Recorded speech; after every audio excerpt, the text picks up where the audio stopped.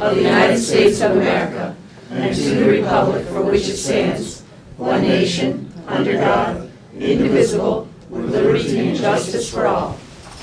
Okay, meeting's called to order. Item number 4. I make a motion to recess the Commissioners' meeting and open the salary board. I second it. Okay, motion by Commissioner Warner, second by Commissioner Arnold to adjourn from the Commissioners' meeting, recess from the Commissioners' meeting, and open the salary board. Salary board. Okay, salary board is open. Item number 3.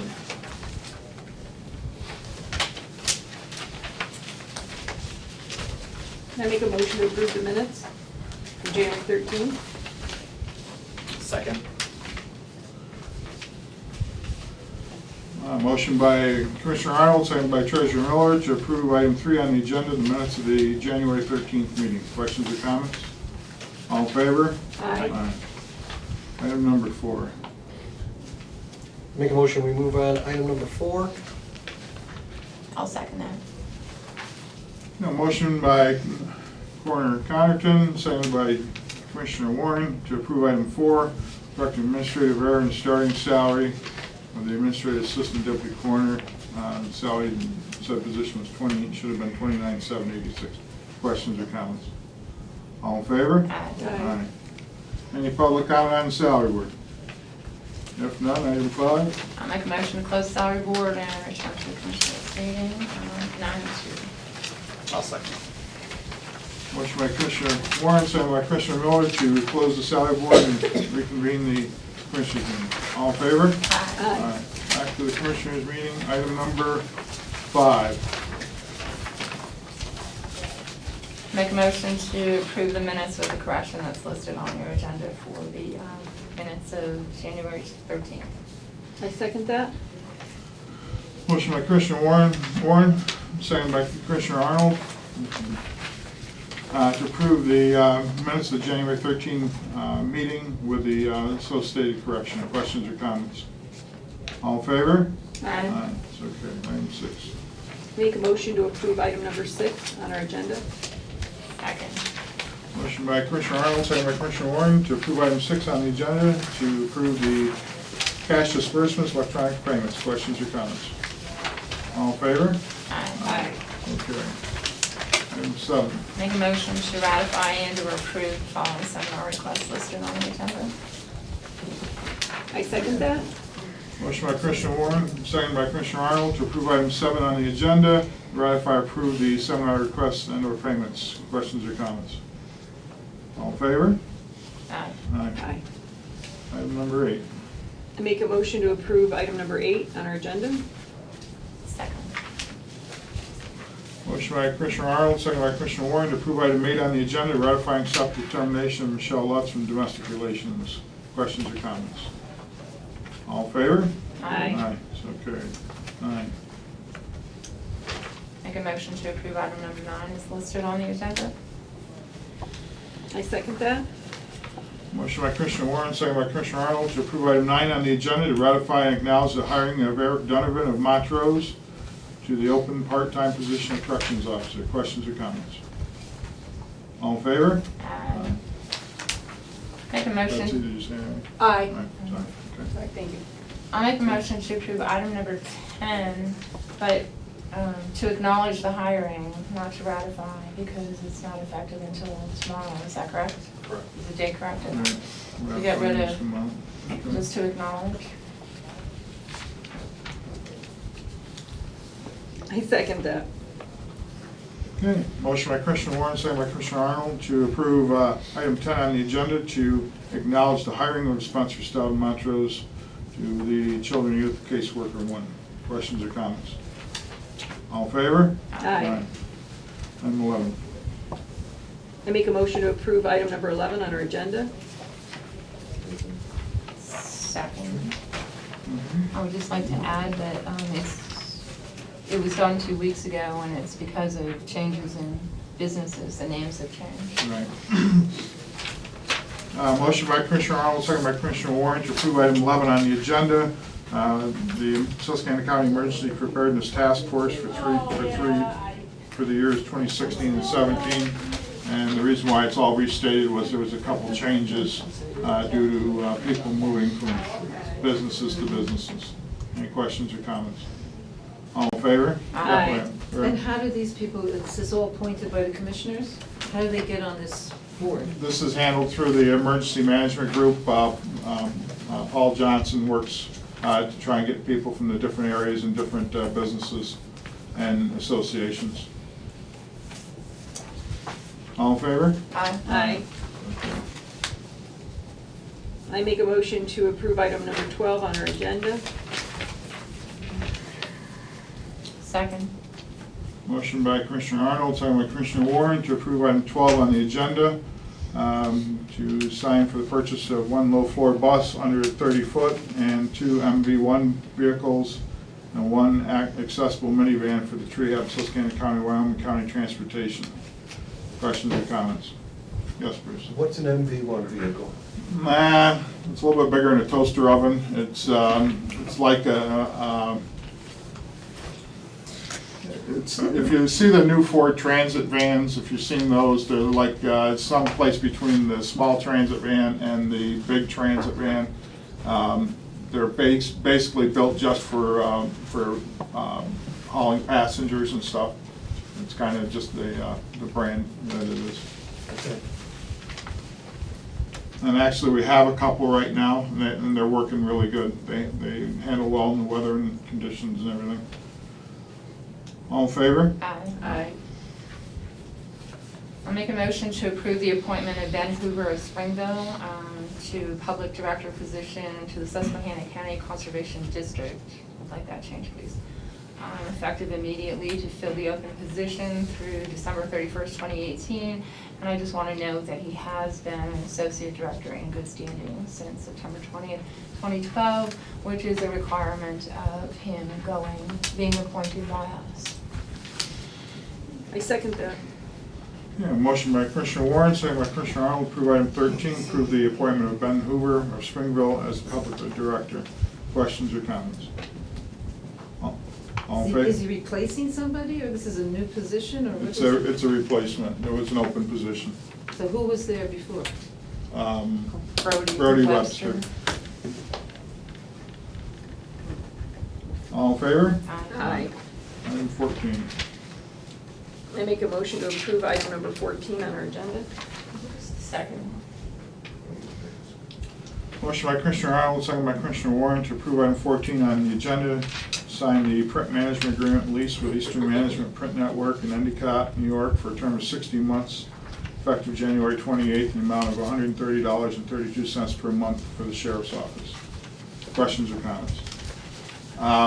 What it is it's basically a Xerox copier that we're leasing, and it eliminates most of the print stations. Everything will be networked to it, so instead of every person having to have a printer, we can eliminate all those printers and all that toner charge that we're paying each year. And it's kind of like this is like to start the pilot one to see how it works in that office, and then if it works, then we'll look at doing it in other offices to try and reduce the huge costs that we have in printer toner cartridges in the county. All in favor? Aye. Okay. Item 15. Oh, public comment on the commissioners meeting.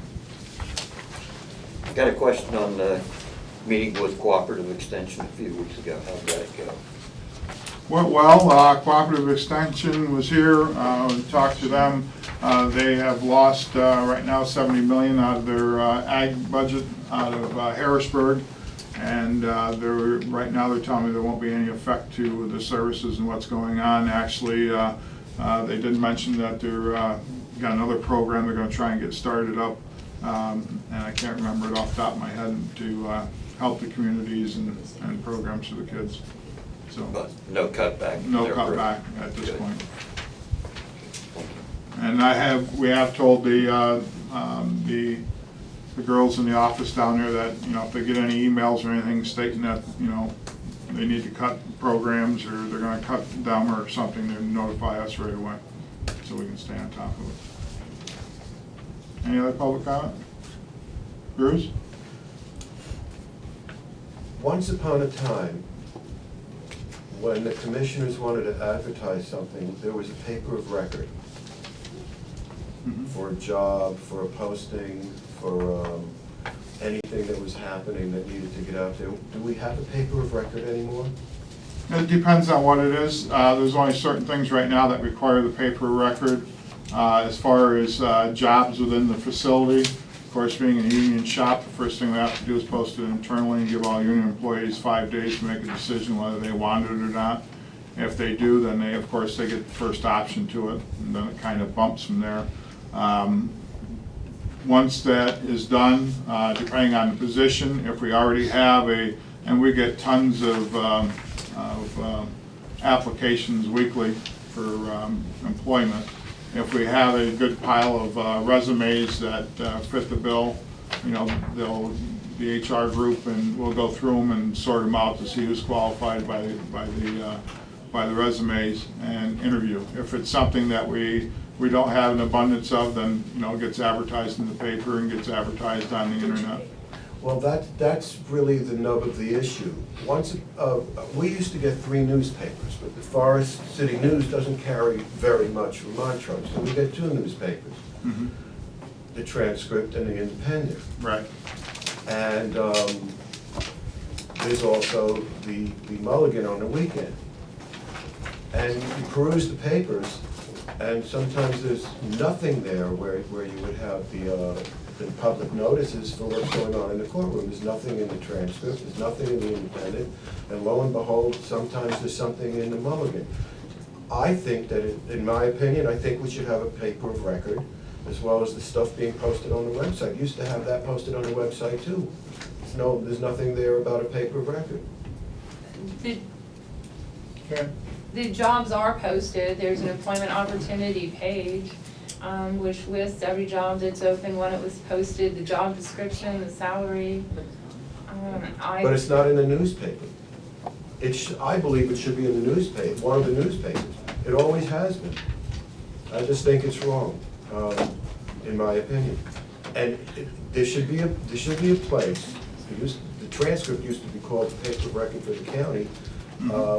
That was the phrase that was used. Some printed material that goes out, that people subscribe to, where it says public notices, I believe that should be posted there. And we do a lot of public notices when we do different things. Yes, but where's it going to be?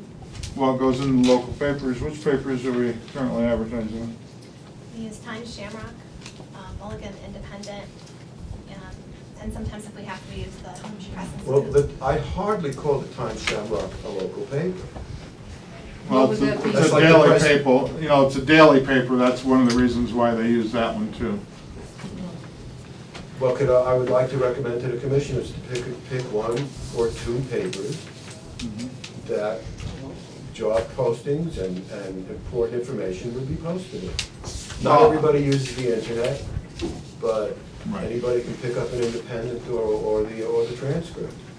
Well, definitely there's 4 local papers that we have in this area. We have the Transcript, the Independent, Well, what I'm saying Rocket, is, and Mulligan. My beef is that it becomes a movable feast. Maybe we'll put it here, maybe we'll put it there. Is that how we advertise? I thought when we advertise in one, we advertise in all of them. No. I use it for every time I use it. Newspaper, she got her hand up. To be clear, I mean, public notices have to be put into a legal section. Mulligan's is not a newspaper, it is simply an advertising circular. That would work for job postings, but it would not work for any legal notice, such as a meeting notice, things like that. Right. It wouldn't, it wouldn't serve to. I guess with this brought up, we'll have to take a review of it and look at it and see what we need to do to It also should be on the website, the county website, what papers are the papers of record. Right. Okay. Alan, I agree with Thank you for what that. they said.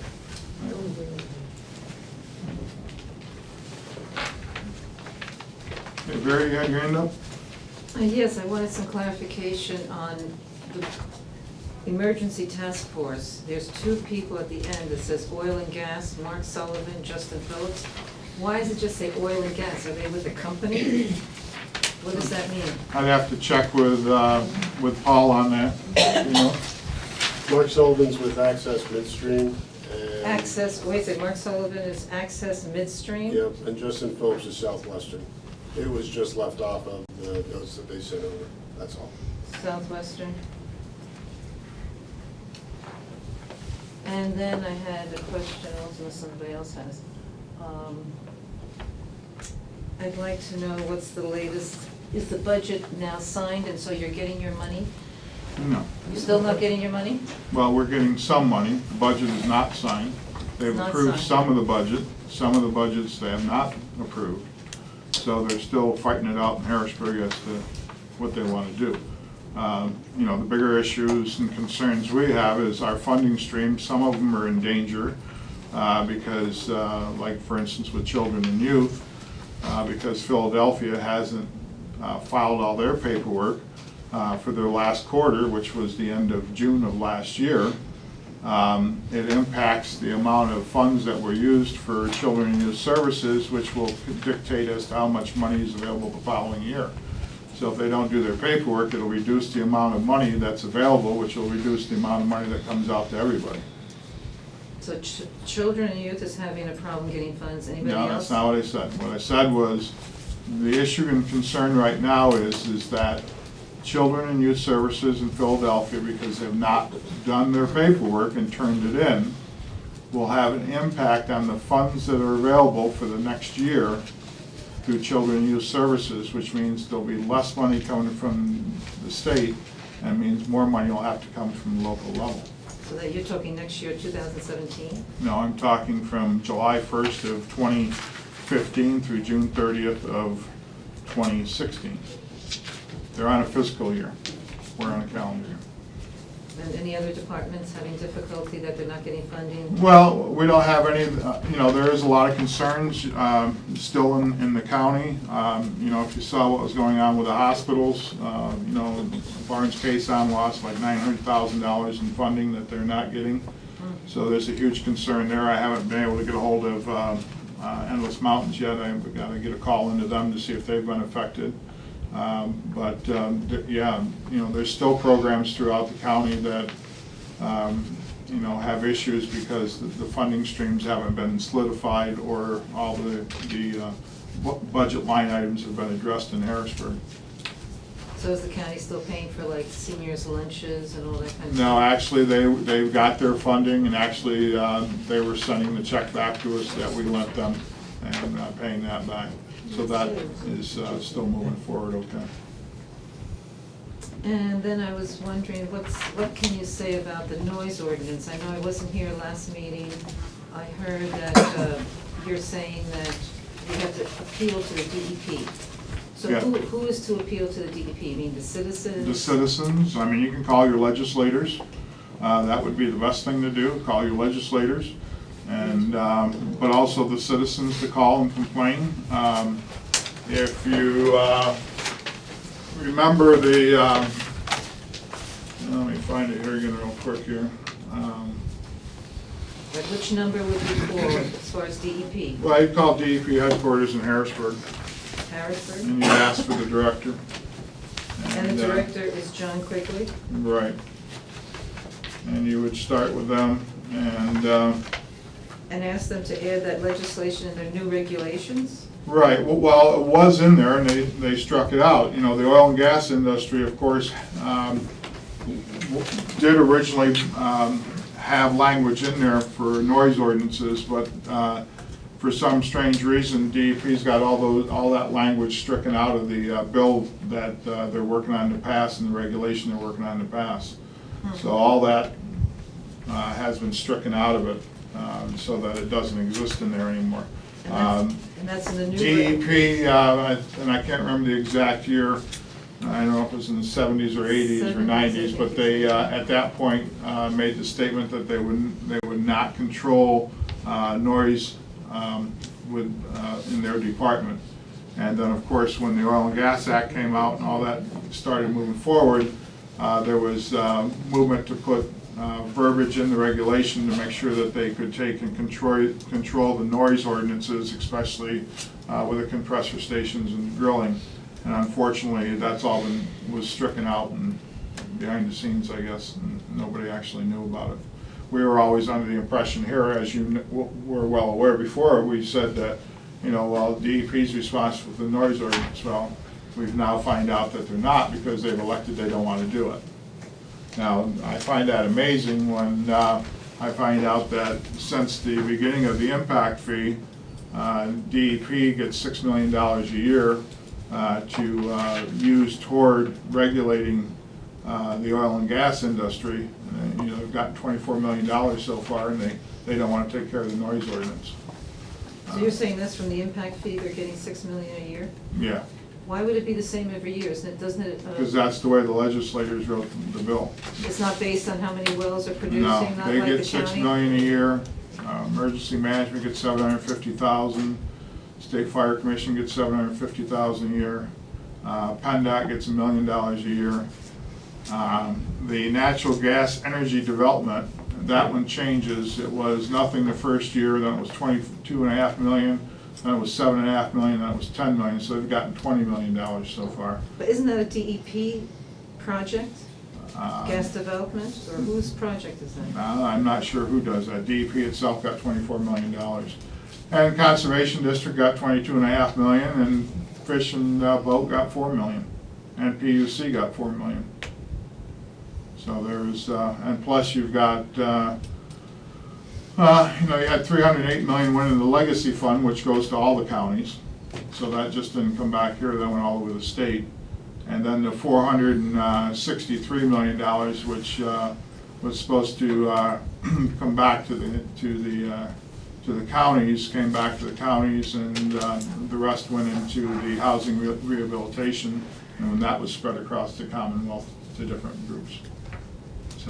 So then you're saying that the citizens have to pressure their legislators, and then what about the municipalities or the supervisors? Can we pressure the supervisors? You can. The other way to handle this is that the local municipalities or the townships can adopt a comprehensive plan and put zoning in, and they can control it through zoning. But the word of caution there is that not only is that an expensive issue to do, but when you take a township that maybe has a $50,000 or $100,000 a year budget, and they've got to go up against one of these big corporations, they're not going to have the revenue for the attorneys to take and do that. That's why it was believed that the state would handle this, and the state would be involved in it, and the state would take care of it, so that the local lower level groups wouldn't have to take and try and do that big fight.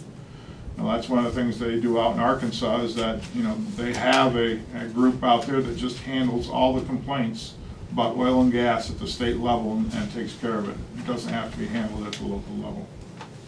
Well, which townships? I know Liberty Township has a zoning ordinance for No. noise. No, they don't. They don't? No. I was there when they did it and they decided on it. And why do you say no? Because they don't. I was township supervisor for years, and I've kept involved. I know what's going You on. sure about that? 'Cause I was there. We have a when planning commission, and we did a comprehensive plan, I but when spoke- it got to zoning, the people were just overwhelmingly against it. Right. Don't you have Saldo in Liberty Township? Have what? Don't you have Saldo zoning comprehensive plan? There's a comprehensive plan, but no Right. zoning. Just because there's a comprehensive plan doesn't mean they have zoning. And actually, you can get with Bob Templeton after the meeting, and he can tell you which townships have the. You don't know, zoning. you don't know at this point, do you? Not off the Which top ones of my have head. them? I think there's 4 or 5 that do. Four or five of them, and do any of them, as far as you know, have a noise ordinance? As far as I know, none of them do. Susquehanna does. Bruce, you had your hand up? Yeah, I have two questions, totally separate. The first is, it was brought up a couple of meetings ago by, I believe, my wife, regarding the budget in Harrisburg. I think you said that we informed the commissioners that there are some districts, some counties that are withholding money from Harrisburg until they settle this. Right. And I think you said that you would run it by the solicitor to see if this continues, where we're not getting a lot of money. Right. And what we're still sending our money to them. Right. Was there any follow-up to that? Yeah, it was looked at, and we had the solicitors working on it, but about the time we were getting ready to really get into it deep and find out from Other areas, what they were doing, that's when they finally passed some of the budget and it freed up the money. So right now, we're not out any funds. Our funds are all flowing in. So we don't have any issues But right now. would that be an option if that continues? Well, I think that's still an option that's on the table to look at and see. But again, that would take the work of the elected officials in the other areas to work with the commissioners and be willing to do that. Okay. The second question comes as a result of this, the Emergency Preparedness Task Force. So at the end of my little trip down memory lane, I have a question. Several years ago, many of the people that are here now were here in that meeting as well. There was a big discussion about who had the jurisdiction and what was the protocol, God forbid something happened to one of the wells. And there was an EMS worker who was standing right over there who said that she was told by the people in the gas industry, I believe it was Cabot, but I can't swear to that, that you stand by, we'll bring the dead to you, the bodies to you. So I'd like to ask who, at this point in time, God forbid something happens, who does have jurisdiction? What is the protocol? Do we have our EMS people go in and help, or do we just stand by and wait for someone from one of the gas industries to direct the operation? No, what happens now is our EMS and our emergency management people, if there is an issue with a line or a well, they're, usually now the gas company's in contact with us before we even know about it, before the alarms even go off. But once an issue arises, the first thing they do is communicate between the three groups. And the first thing, of course, is not only to try and protect the life that was there, but also to protect the EMS people, to make sure that they don't get put in harm's way either. So there's a coordination effort now between all three organizations to make sure that, they just don't charge in before they know that it's safe for them to go in, so that they won't be put in harm's way too. So there is a cooperation now between the three groups. Who has precedence? Most of it falls back to emergency management. So it's, okay. So it's more of it is decided by the local authorities as opposed to the gas industry. Yeah. It's not about,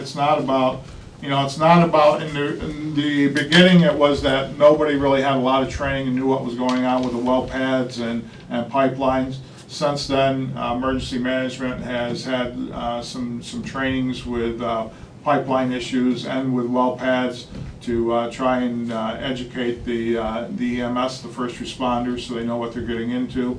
And in that, they've built a relationship with each other to say, okay, let's all work together and make sure we do this, so that, the last thing we want to do is put, 50 first responders in harm's way charging into something when they don't have the gas turned off first. And to make sure that, we keep everybody safe that we can. And at the same time, figure out the way to get the people that are injured out of there as quick as possible. Thank you. Yes. Is the Sienkiewicz lawsuit still going on against the county? They're suing the county for not enforcing land ordinances. Do you know at what stage that lawsuit is at this point? I couldn't tell you on that. The solicitor's handling that. I don't have an update on that. So I can ask the solicitor? Yeah. Anything else? Okay, can I get a motion to adjourn? I'll make a motion to close the commissioners' meeting and open the retirement board meeting. Motion by Commissioner Warren, second by Commissioner Arnold, close the commissioners' meeting, open the retirement board. All in favor? Aye. Aye. 9:29. 9:29, retirement board meeting called to order at 9:29. All are present. Item number 3.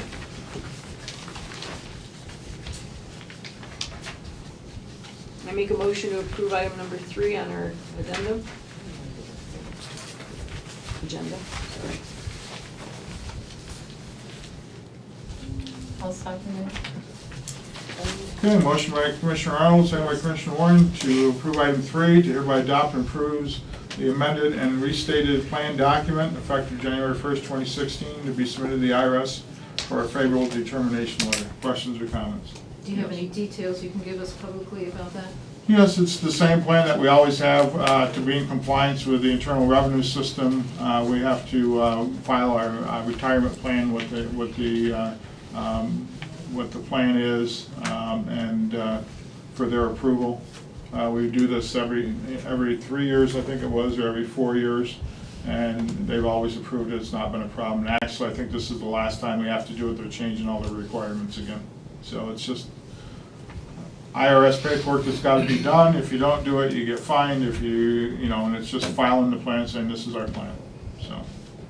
It's kind of ironic, it's kind of like the new requirements for the affordable health care.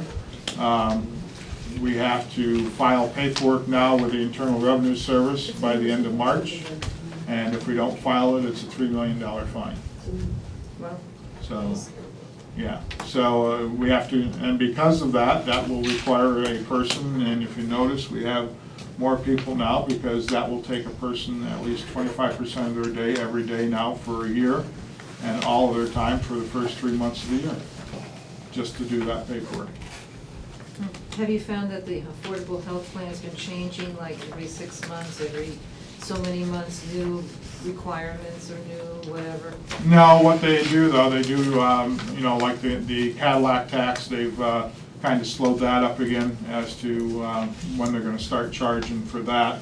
Actually, you know, the last figure I had in 2020, it was gonna cost us like $500,000 in the tax, just because of the health insurance plans that we have. And my understanding is they're slowing that up now. But they've got, I think it was, you know, mega millions of dollars in debt in Washington for the startup of Obamacare that they don't have any funding to pay it back, so. Have you found that it's less money for the employees under the affordable health plan as far as their part to pay? No, because our people are covered under our insurance plan. They're not covered under the marketplace or anything like that, so, you know, they still have the same plan with us.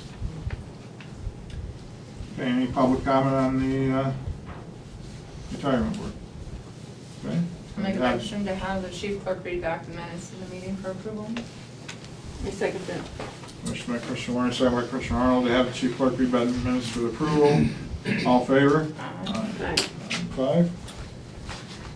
Retirement board meeting was called to order at 9:29 by Commissioner Hall. There was a motion by Commissioner Arnold to hereby adopt and approve the amended and restated plan document effective January 1st, 2016, to be submitted to the IRS for a favorable determination letter. Second by Commissioner Warren. Okay, hearing that, I have a motion to approve the minutes. So moved. Can I have a second? I'm sorry, go ahead. Sorry. I'll second. Okay, a motion by Commissioner Warren, second by Treasurer Miller to approve the minutes as so read. Any questions or comments? All in favor? Aye. All right, item 6. I'll make a motion to close the retirement board at 9:33.